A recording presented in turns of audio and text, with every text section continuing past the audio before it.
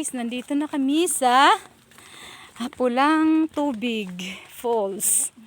Grabe pala ang ano dito, oh, ang daanan. Kumbaga sa Ilonggo ay siot. Grabe yung ano, yung mga kahoy. Yan. Yan. Pero oh, sulit naman to kasi minsan lang kami nakagala.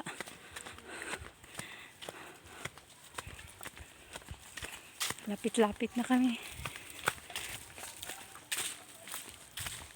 Ano na ninong, pila na ninong katuig nung na ano nung? Dugay na ni. Siguro may tag-iya gina din ang okon iya gilang na diya sang ano.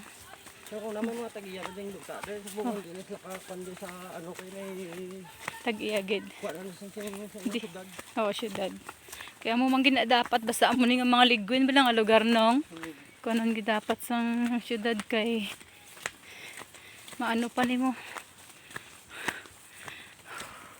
Yes, ang grabe ba. May narinig ako nga siguro ano yun. Wow. Wala na garang guide. Ato na. Nauna na. Pila kabilag ang naano daan o na nabilin pa di sa kuan. Kuan si Eiffel lang to isa. Dapat nung nos nang anhay ka mo tani no nang sa tunga kung hindi pa ka makaabot. Rato niya ka mo no. This way sa Pulang Tubig, no? Grabe ang tubig, oh.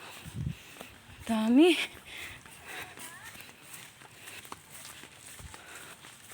Yan guys, kung gusto nyo gumala dito sa Pulang Tubig, sa Silay.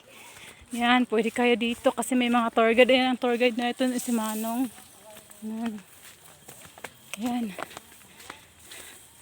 Sabihin nyo lang, comment lang kamo kung gusto nyo dito, gumala. Kasi maganda dito at talagang nature, kung nature lover ka, ayan, pwede sa'yo to.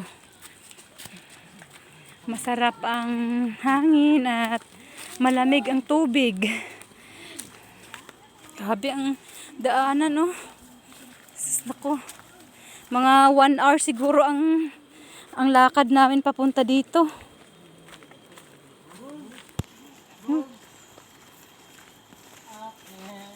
Hala, grabe.